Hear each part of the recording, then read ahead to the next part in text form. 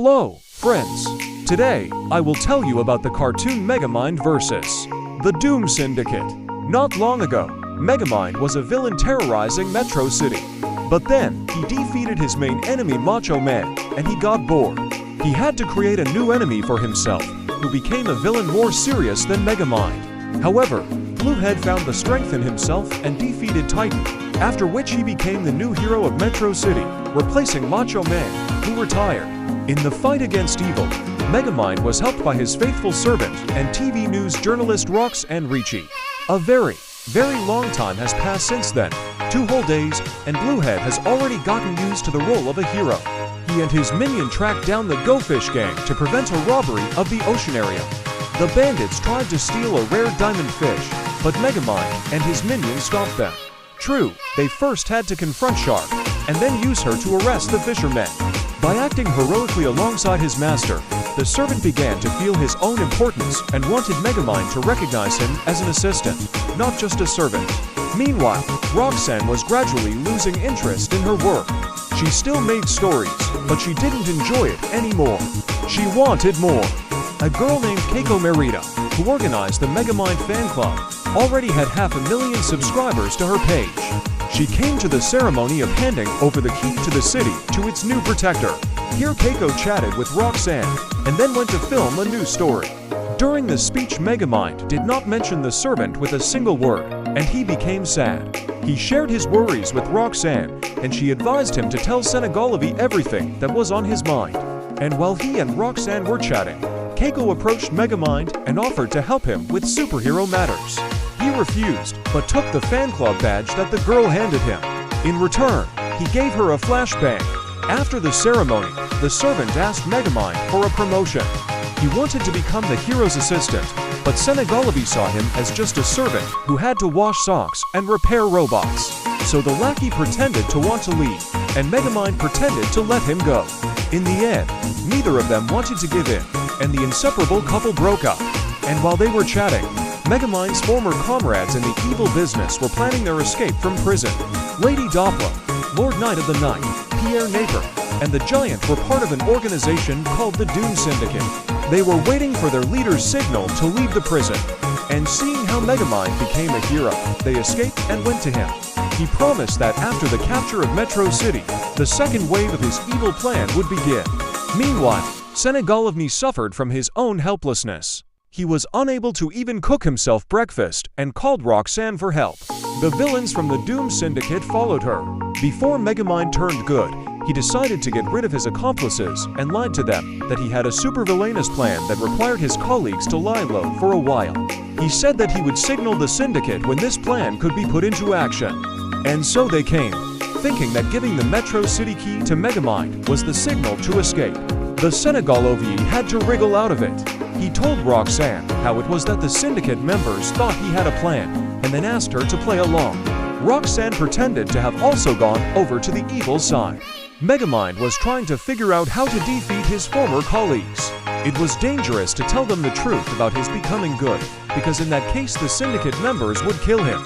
And while Megamind was trying to get out of the situation, the servant got a job at Mel's Diner. He was allowed to clean toilets, but the servant came up with a plan to turn this dump into a decent establishment. He set up production of super delicious donuts, cleaned up the cafe, and people flocked there. There was even a line outside. He made Mel the mascot of the establishment, Mr. Donut. Meanwhile, the Doom Syndicate went to the streets of Metro City to cause chaos.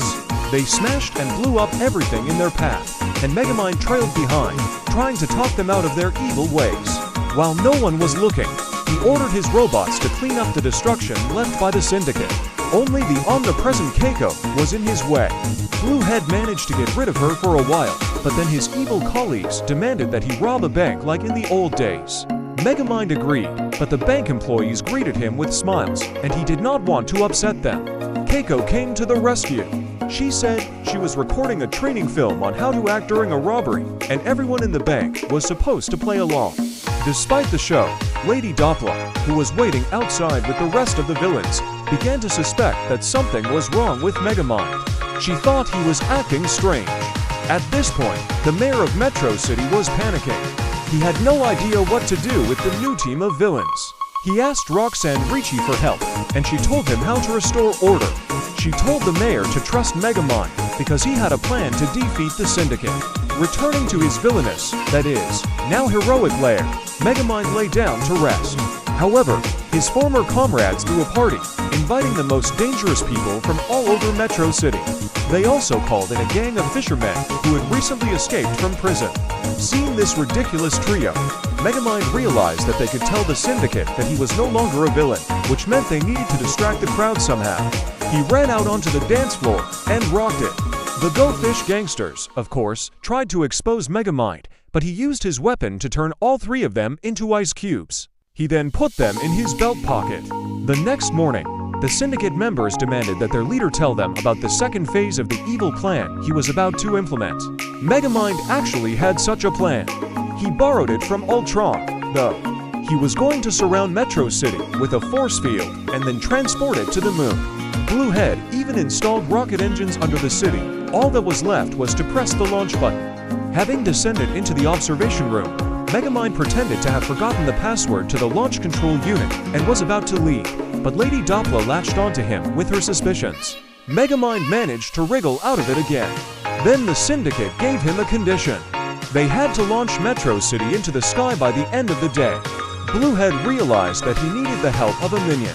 Roxanne convinces him to go to his new assistant John and ask him to come back. But getting into Melanie's donut shop is so easy. There's a lady at the entrance with a guest list, and only Keiko can get past her. She used a cockroach to chase the lady away. When Megamind entered, he realized that the servant was appreciated here, that he was happy here, and would not want to return. So Megamind just said goodbye to his friend and left. Returning to his lair, he came up with a plan to arrest the syndicate members. He pretended to take a picture of them, but ordered Bach to create an energy cage around the villains. After that, Megamind admitted that he had become a hero, and the next moment his bot broke down, and the cage disappeared. Bluehead tried to justify himself, but he sweated from excitement, and a drop of sweat fell on the ice cubes in which the fishermen were imprisoned. They defrosted and told the syndicate that Megamind was no longer a villain. The syndicate members attacked the former leader, but he managed to escape in an ejector chair. However, Lady Doppler caught up with him and blew up the chair. Megamind fell into the water, and after climbing out, he hid in a gateway.